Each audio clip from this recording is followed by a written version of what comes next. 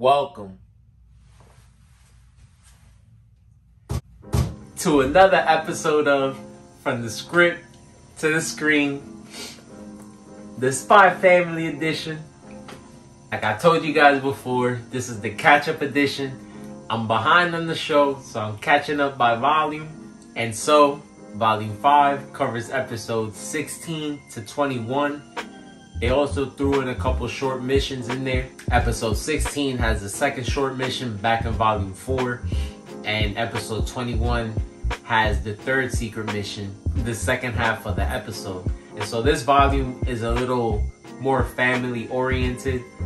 Didn't have as much action as Volume 4, but just showed more of the day-to-day grind that the family goes through and just some of the bonding experiences that they went through. In the beginning of the volume, we see that Yor wants to learn how to cook.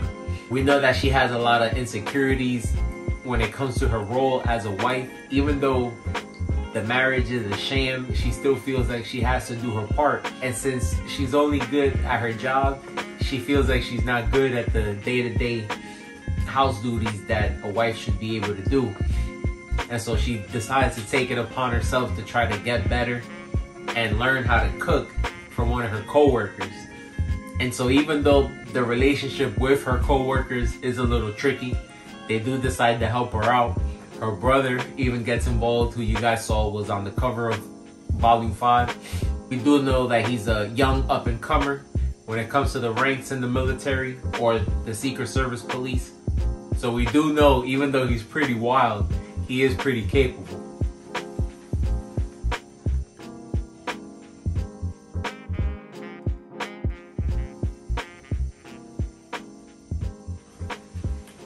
After a couple failed attempts, we do see that Yor's finally able to recreate a meal that her and her brother had when they were younger. They remembered a stew from their side of the country that their mother used to make for them. And so it was nice to see that she was able to pull it off and the family was able to enjoy it. So it was a good outcome for Yor and definitely a boost in her confidence. And like I said, just another thing that brought them more together. And to keep it family friendly, a lot of the volume had to do with Anya's school life. Again, like I always say, she is the main part of the mission. Her success is what will lead to the success of the operation. And so we do get to see just some funny things that happen around the school. They competed in an art project where, of course, she was partnered up with Damien. And you know that even though in her mind, Anya feels like she'll be able to complete whatever task is in front of her, it doesn't always come out that way. And so, of course, everything in the moment seems like it's chaos. But Anya is pretty lucky and a lot of things work out in her favor. And so we see that things at school are getting better for her.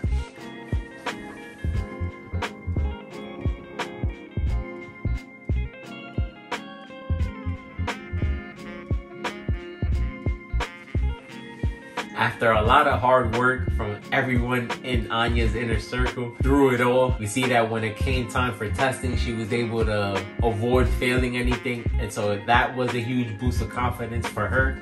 Because of course she's been struggling at school when it comes to studies, but we see that she finally decided to apply herself a little bit. And so she did do a little better. And so that's why we see that Twilight is constantly stressed out. Even though the plan is moving forward, it's not according to his plan. And so it does kind of drive him crazy. Because we do see just how much of a perfectionist he is and why he's held in such high regard. At the end of the volume, we're hit with a bombshell.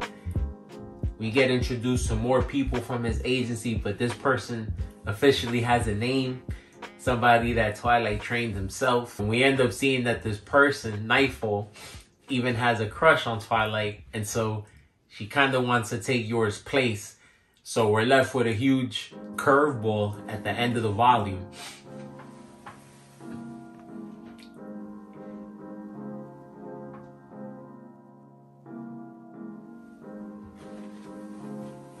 Unbeknownst to her, unfortunately, Anya reads her thoughts while she presents herself to the house, shows up uninvited, kind of tries to force her way in.